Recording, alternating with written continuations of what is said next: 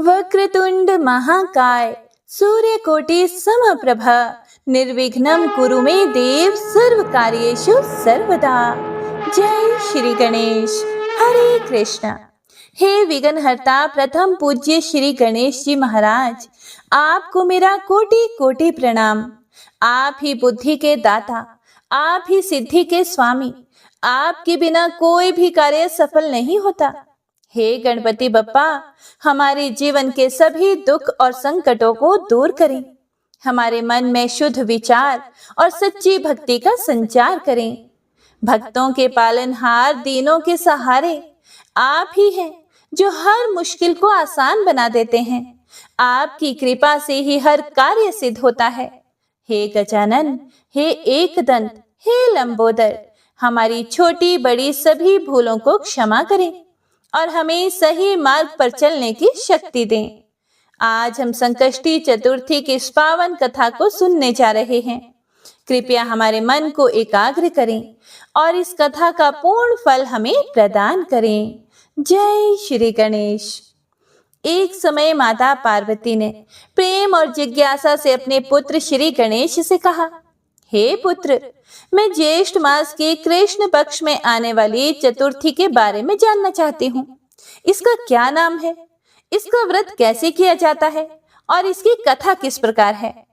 हे प्रिय भक्तों, माता पार्वती का यह प्रश्न सिर्फ उनका नहीं बल्कि हम सभी भक्तों का भी है जो जीवन में सुख और शांति चाहते हैं। भगवान श्री गणेश मुस्कुराए और बोले, हे माते, इस चतुर्थी को एकदंत संकष्टी चतुर्थी कहा जाता है और जो भी मनुष्य इस व्रत को श्रद्धा, विश्वास और नियम के साथ करते हैं, उनके जीवन के सभी कष्ट समाप्त हो जाते हैं। इस दिन व्रत करने वाले को रात्रि में चंद्रमा के दर्शन करने चाहिए और चंद्रमा को जल अर्पित करना चाहिए। उसके बाद मेरी पूजा करके ही भोजन करना चाहिए। मैं अपने भक्तों के सभी विघ्न दूर करता हूँ और उन्हें सुख समृद्धि प्रदान करता हूँ। हे प्रिय भक्तों, यही कारण है कि हम उन्हें विघ्नहर्ता कहते हैं। आगे भगवान श्री गणेश बोले, हे माते, अब मैं आपको इस व्रत की कथा सुनाने जा रहा हूँ, इसीलिए अब आप इसे ध्यान पूर्वक सुनिएगा। सतयुग में पृथु नाम के एक महान और प्रतापी राजा हुए। उनका राज्य बहुत ही समृद्ध और सुखी था। वहां दया देव नाम के एक ब्राह्मण भी रहते थे जो वेद शास्त्रों के बड़े जानकार थे। उनके 4 पुत्र थे और चारों का विवाह अच्छे संस्कारों वाली कन्याओं से हुआ था। हे प्रिय भक्तों, देखने में तो यह परिवार बड़ा सुखी था, लेकिन एक छोटी सी भूल ने उनके जीवन में बड़ा तूफान ला दिया और वह भूल थी व्रत छोड़ने की। चारों बहुओं में सबसे बड़ी बहू बचपन से ही भगवान श्री गणेश की भक्त थी। वह हर महीने संकष्टी चतुर्थी का व्रत किया करती थी। एक दिन उसने अपनी सास से बड़े ही विनम्रता से कहा कि माँ जी, मैं यह व्रत करना चाहती हूँ, कृपया करके आप मुझे इस व्रत को करने की अनुमति दें।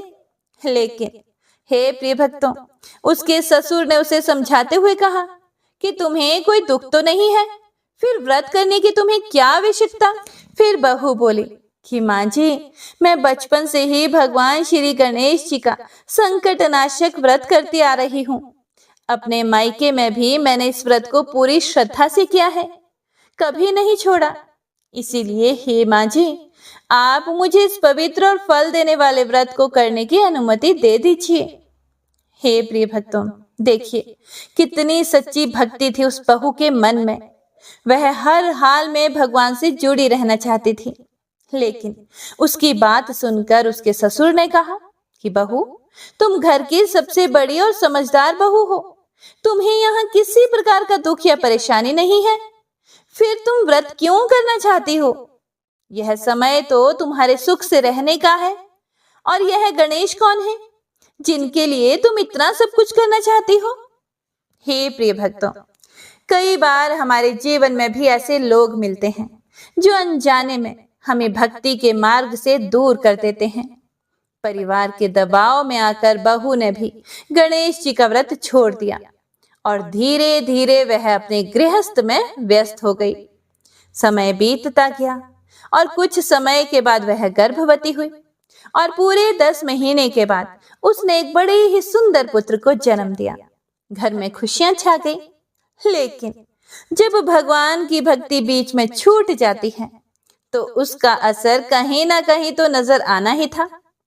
उसकी सास उसे बार बार व्रत करने से रोकती रही और हर बार उसके व्रत में बाधा डालती रही। और अचानक से फिर उसके जीवन में आया एक संकट। एक दिन जब उसके पुत्र का विवाह हो रहा था, घर में खुशियों का माहौल था, ढोल नगाड़े बज रहे थे और तभी अचानक उसका पुत्र कहीं गायब हो गया। पूरा विवाह मंडप घबरा गया, चारों तरफ हड़कंप मच गया। सभी लोग एक दूसरे से पूछने लगे कि लड़का कहाँ चला गया। हे प्रिय भक्तों, यह पल उस माँ के लिए सबसे बड़ा दुख बन गया। वह रोते रोते अपने ससुर से बोली, ससुर जी, आपने मुझसे गणेश चतुर्थी का व्रत छुड़वा कर बहुत बड़ी गलती की है। आज जो मेरे पुत्र के साथ हुआ है यह उसी का परिणाम है। ऐसा सुनकर ब्राह्मण दयादेव बड़ा दुखी हुआ और होने वाली बहू, उसकी पुत्रवधू जो थी, जो बनने वाली थी, वह भी अपने पति के वियोग में बड़ी दुखी हुई। अब वह पुत्रवधू हर महीने संकष्टी चतुर्थी का व्रत करने लगी। वह पूरे मन से गणेश जी की पूजा करने लगी। हे प्रिय भक्तों, जब इंसान सच्चे दिल से भगवान को पुकारता है तो भगवान जरूर उसकी सुनते हैं। एक दिन भगवान गणेश जी एक ब्राह्मण का रूप लेकर उसकी परीक्षा लेने के लिए उसके घर आ पहुंचे। फिर उन्होंने कहा, हे पुत्री, मुझे बड़ी भूख लगी है, मुझे भोजन दे दो। हे प्रिय भक्तों, यह कोई साधारण ब्राह्मण नहीं था। यह स्वयं गणेश जी उसकी भक्ति को परख रहे थे। उस स्त्री ने भी बड़े प्रेम और श्रद्धा से पहले तो उनका आदर सत्कार किया, फिर उन्हें स्वादिष्ट भोजन कराया और बाद में उन्हें वस्त्र भी भेंट किए, जिससे कि भगवान बड़े प्रसन्न हुए। उसकी सेवा से प्रसन्न होकर ब्राह्मण वेशधारी भगवान बोले, हे पुत्री, मैं तुमसे अति प्रसन्न हूं, तुम जो चाहो मुझसे वर मांग सकते हो। तब वह स्त्री तुरंत समझ गई कि यह तो कोई साधारण मनुष्य नहीं लगते।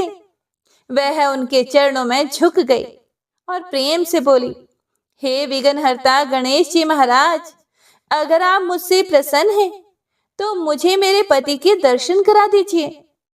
हे प्रिय भक्तों, सच्ची भक्ति कभी भी खाली नहीं जाती। यह सुनकर गणेश जी बोले, हे मधुर वाणी वाली, जैसा तुम चाहती हो वैसा ही होगा, तुम्हारा पति तुम्हें अवश्य मिलेगा।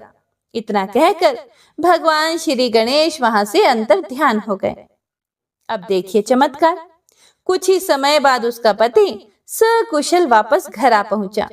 घर में फिर से खुशियां लौट आई, सबके चेहरे खिल उठे। विवाह विधि विधान से पूरा हुआ और परिवार में सुख शांति स्थापित हो गई। हे प्रिय भक्तों, इस कथा से हमें बहुत गहरी बातें सीखने को मिलती है। भगवान की भक्ति कभी भी अधूरी नहीं छोड़नी चाहिए। कठिन समय में भी विश्वास नहीं खोना चाहिए। सच्चे मन से किया गया व्रत जरूर फल देता है। गणेश जी अपने भक्तों के सभी विघ्न दूर करते हैं, इसमें बिल्कुल भी संशय नहीं है। जो भी भक्त ज्येष्ठ संकष्टी चतुर्थी अर्थात एक दंत चतुर्थी का व्रत करता है, उसके जीवन के संकट दूर होते हैं, सुख समृद्धि आती है और मनोकामनाएं पूर्ण हो जाती हैं। अगर आप भी चाहते हैं कि आपके जीवन के सभी विघ्न दूर हो, तो सच्चे मन से आप सभी भक्तजन भी कमेंट बॉक्स में जय श्री गणेश और इस पावन कथा को अपने परिवार और मित्रों के साथ जरूर साझा कीजिएगा। तो प्रेम से बोलिए गणपति महाराज की जय, बोलिए चौथ माता की जय। आइए भक्तों, अब सुनते हैं चौथ माता की कथा। हे चौथ माता, मंगल करने वाली, भक्तों के कष्ट हरने वाली, आपके चरणों में हम सिर झुकाते हैं और सच्चे मन से आपको प्रणाम करते हैं। हे मातेश्वरी, आप ही सुख की दात्री हैं, आप ही संकटों को दूर करने वाली हैं। जो भी भक्त श्रद्धा और विश्वास से आपका व्रत करता है, उसका जीवन खुशियों से भर जाता है। आज हम आपकी पावन कथा का श्रवण करने जा रहे हैं। हमारे मन को एकाग्र करें और हमें भक्ति भाव से भर दें। हे करुणामयी माता, हमारी सभी गलतियों को क्षमा करें, हमारे घर परिवार में सुख शांति और समृद्धि बनाए रखें, हमारे जीवन से दुख बाधा और संकटों को दूर करें और हमें सदैव अपने चरणों में स्थान दें। हे प्रिय भक्तों, तो आइए अब सुनते हैं बड़ी चौथ माता की कथा। इस कथा को सुनने से ही व्रत पूर्ण माना जाता है तथा समस्त मनोकामनाएं भी पूर्ण होती हैं। कथा के अनुसार एक नगर में एक बूढ़ी माँ रहती थी। वह अपने बेटे की सलामती के लिए 12 महीनों की चौथ का व्रत करती थी। हर चौथ को पंसारी से थोड़ा सा गुड़ और घी लाकर 4 लड्डू बनाती, एक बेटे को देती, एक से पूजा करती, एक हथकार के लिए निकालती और एक चांद उगने पर खुद खा लेती थी। एक बार उसका बेटा ताई से मिलने गया। ताई ने वैशाखी चौथ का व्रत रखा था। ताई से उसने पूछा कि माँ तो 12 चौथ करती है। ताई बोली, तेरी माँ तेरी कमाई से तर माल खाने के लिए 12 चौथ करती है। तू परदेश जाए तो वह एक भी चौथ नहीं करेगी। लड़के को लगा कि ताई सच कह रही है। घर आकर वह माँ से बोला कि मैं परदेश जा रहा हूँ, यहाँ तू मेरी कमाई खाने पीने में ही उड़ा देती है। माँ ने समझाकर रोकना चाहा, पर बेटा नहीं माना। माँ ने उसे साथ ले जाने के लिए चौथ माता के आंखें दिए और कहा कि मुसीबत में ये आंखें तेरी मदद करेंगे। वह आंखें लेकर रवाना हो गया। घूमते हुए वह एक नगर में पहुंचा। उसने देखा एक बूढ़ी माँ रोती जा रही थी और पुआ बनाते जा रही थी। उसने उनसे कारण पूछा तो बूढ़ी माँ ने कहा कि हे पुत्र, इस नगर की पहाड़ी पर एक दैत्य रहता है। पहले वह नगर में आकर कई लोगों को खाने के लिए मार देता था। अब राजा हर घर से एक आदमी दैत्य के पास भेजता है और आज मेरे बेटे की बारी है, इसीलिए मैं रो रही हूँ और उसी के लिए पुए बना रही हूँ। वह बोला कि तू यह पुए मुझे खिला दे, तेरे बेटे की जगह वहां मैं चला जाऊंगा। बूढ़ी माँ ने खीर पुए उसे खिला दिए। खा पीकर वह सो गया। रात को राजा के सैनिक आए तो बूढ़ी माँ ने उसे भेज दिया। दैत्य के सामने पहुंचने पर उसने चौथ माता की आंखें दैत्य की तरफ फेंक कर कहा, हे चौथ माता, यदि मेरी माँ मेरी सलामती के लिए व्रत करती है तो दैत्य का सिर कटकर गिर जाए। हे प्रिय भक्तों, तुरंत दैत्य का सिर कट गया। लड़का वापस आ गया। राजा ने उसे उपहार देकर विदा किया। चलते हुए वह दूसरे राजा के नगर में पहुंचा। इस राज्य में आवा तभी पकता था जब एक इंसान की बलि दी जाती थी। सिपाहियों ने उसे पकड़कर आवे में चुन दिया।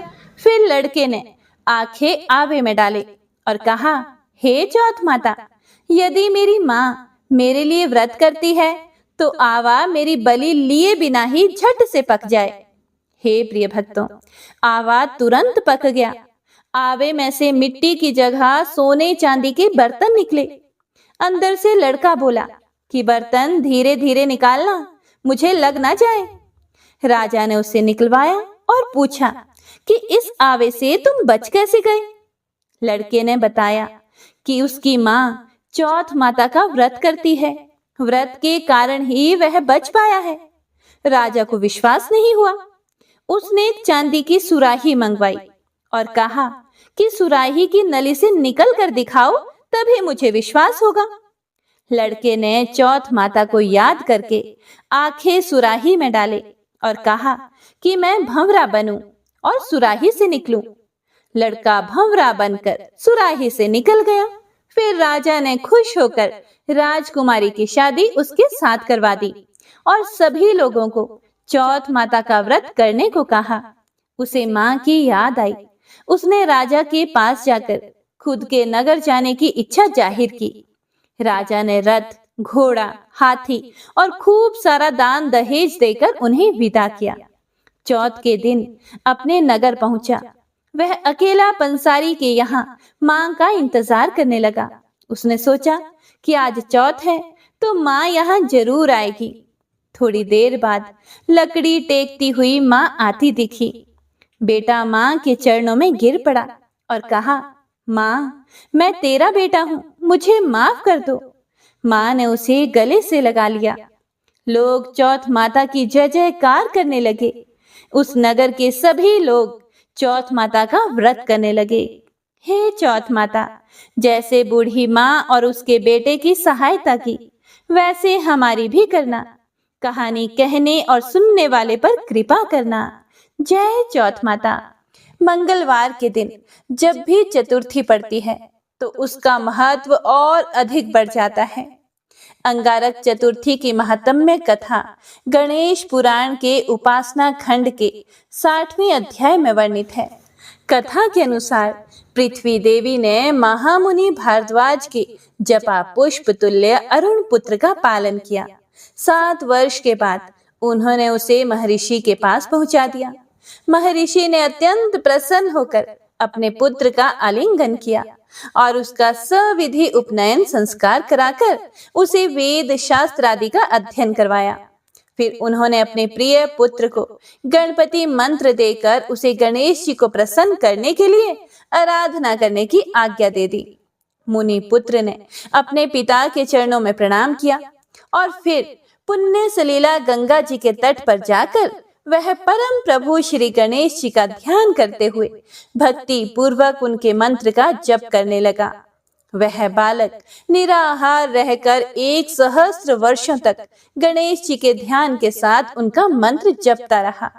हे प्रिय भक्तों, जरा सोचिए, मात्र 7 वर्ष का एक बालक, लेकिन संकल्प इतना अडिग कि पूरी दुनिया उसके सामने छोटी पड़ जाए। माघ कृष्ण चतुर्थी को चंद्र उदय होने पर दिव्य वस्त्रधारी अष्टभुज चंद्रभाल प्रसन्न होकर वहां प्रकट हो गए। उन्होंने अनेक शस्त्र धारण कर रखे थे। वे विविध अलंकारों से विभूषित अनेक सूर्यों से भी अधिक दिदीप्यमान लग रहे थे। भगवान गणेश के मंगलमय अद्भुत स्वरूप का दर्शन करके तपस्वी मुनि पुत्र ने प्रेम से गदगद कंठ से उनकी स्तुति की। हे प्रिय भक्तों, जब भक्ति सच्ची हो तो भगवान को भी प्रकट होना ही पड़ता है। यही सनातन धर्म की सबसे बड़ी सच्चाई है। वरद प्रभु बोले, हे मुनि कुमार, मैं तुम्हारे धैर्यपूर्ण कठोर तप और स्तुति से अति प्रसन्न हूँ। इच्छित वर मांगो, मैं उसे अवश्य ही पूरा करूंगा। प्रसन्न होकर पृथ्वी पुत्र ने अत्यंत विनय पूर्वक निवेदन किया कि हे प्रभु, आज आपके दुर्लभ दर्शन करके मैं तो कृतकृत्य हो गया। मेरी माता पर्वत मालिनी पृथ्वी, मेरे पिता, मेरा तप, मेरे नेत्र, मेरी वाणी, मेरा जीवन और मेरा जन्म सब कुछ सफल हो गया। हे प्रभु, मैं स्वर्ग में निवास कर देवताओं के साथ अमृत पान करना चाहता हूँ। मेरा नाम तीनों लोकों में कल्याण करने वाला मंगल प्रख्यात हो। पृथ्वी नंदन ने फिर आगे कहा, हे करुणा मूर्ति प्रभु, मुझे आपका भुवन पावन दर्शन आज माघ कृष्ण चतुर्थी को हुआ है। इसीलिए यह चतुर्थी नित्य पुण्य देने वाली और संकट हारिणी हो जाए। हे सुरेश्वर, इस दिन जो भी भक्त व्रत करे, आपकी कृपा से उसकी समस्त मनोकामनाएं पूर्ण हो जाएं। सद्य सिद्धि प्रदाता देव देव गजमुख ने उसे वरदान प्रदान कर दिया। प्रभु ने कहा कि हे मेदिनी नंदन, तुम देवताओं के साथ अवश्य ही सुधा पान करोगे। तुम्हारा नाम मंगल सर्वत्र विख्यात होगा। तुम धरणी के पुत्र हो और तुम्हारा रंग लाल है, इसीलिए तुम्हारा एक नाम अंगारक भी प्रसिद्ध होगा और यह तिथि अंगारक चतुर्थी के नाम से प्रख्यात होगी। पृथ्वी पर जो भी मनुष्य इस दिन मेरा व्रत करेंगे, उन्हें 1 वर्ष पर्यंत चतुर्थी व्रत करने का फल प्राप्त हो जाएगा। निश्चय ही उनके किसी कार्य में कभी भी कोई विघ्न उपस्थित नहीं होगा। परम प्रभु गणेश जी ने मंगल को वर देते हुए आगे कहा, हे पुत्र, तुमने सर्वोत्तम व्रत किया है, इसीलिए तुम अवंती नगर में परंतप नामक नरपाल होकर सुख प्राप्त करोगे। इस व्रत की अद्भुत महिमा है। इसके कीर्तन मात्र से ही मनुष्य की समस्त कामनाओं की पूर्ति होगी। इतना कहकर गजमुख प्रभु अंतर ध्यान हो गए। मंगल ने एक भव्य मंदिर बनवाकर उसमें दशभुज गणेश जी की प्रतिमा स्थापित करवाई। उसका नामकरण किया मंगल मूर्ति से। वह श्री गणेश विग्रह समस्त कामनाओं को पूर्ण करने वाला, अनुष्ठान, पूजन और दर्शन करने से सबके लिए मोक्षप्रद होगा। हे प्रिय भक्तों, पृथ्वी पुत्र ने मंगलकारी चतुर्थी के दिन व्रत करके श्री गणेश जी की आराधना की। उसका एक अत्यंत आश्चर्यजनक फल यह हुआ कि वे सशरीर स्वर्ग चले गए। उन्होंने सुर समुदाय के साथ अमृत पान किया और वह परम पावनी तिथि अंगारक चतुर्थी के नाम से प्रसिद्ध हुए। यह व्रत पुत्र पौत्र आदि एवं समृद्धि प्रदान करके समस्त कामनाओं को पूर्ण करती है। परम कारुणिक गणेश जी को अंतर हृदय की विशुद्धि प्रीति अभिष्ट है।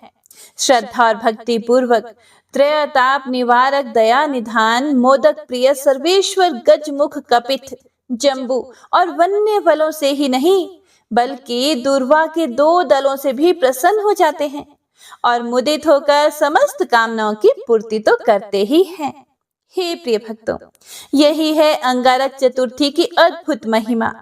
यह कथा हमें सिखाती है कि सच्ची श्रद्धा, धैर्य और समर्पण से भगवान श्री गणेश हर असंभव को संभव बना देते हैं। यदि आप सभी भक्त भी अपने जीवन के विघ्नों को दूर करना चाहते हैं तो इस पावन दिन श्रद्धा से व्रत और पूजा अवश्य ही करें। तो प्रेम से बोलिए गणपति महाराज की जय, मंगल मूर्ति मोरया। हे प्रिय भक्तों, तो आइए अब सुनते हैं संकष्टी चतुर्थी व्रत की पौराणिक व्रत कथा। पौराणिक कथा के अनुसार बहुत समय पहले की बात है। भगवान विष्णु का विवाह लक्ष्मी जी के साथ सुनिश्चित हो गया। अब विवाह की तैयारियां भी होने लगी। खूब धूमधाम से विवाह की तैयारियां हो रही थी। सभी देवताओं को निमंत्रण भेजे गए, लेकिन गणेश जी को निमंत्रण नहीं दिया गया था। कारण जो भी रहा हो, अब भगवान विष्णु की बारात जाने का समय आ गया। सभी देवतागण अपनी पत्नियों के साथ विवाह समारोह में आए। सभी ने देखा कि गणेश जी कहीं दिखाई नहीं दे रहे हैं। तब वे सभी आपस में चर्चा करने लगे कि गणेश जी कहीं दिखाई नहीं दे रहे। क्या गणेश जी को न्योता नहीं भेजा गया, या स्वयं गणेश जी ही किसी कारण नाराज होकर विवाह में नहीं आए होंगे? आपस में वे सभी चर्चा करने लगे। सभी को इस बात पर आश्चर्य होने लगा। किसी को कोई जवाब नहीं मिला तो तभी सभी ने सोचा कि क्यों ना भगवान विष्णु से ही इसका हम कारण पूछ लें। विष्णु भगवान से पूछने पर विष्णु भगवान ने कहा कि हमने गणेश जी के पिता भोलेनाथ महादेव को न्योता भेजा है। यदि गणेश जी अपने पिता के साथ आना चाहते हैं तो आ जाते, अलग से न्योता देने की आवश्यकता भी नहीं थी।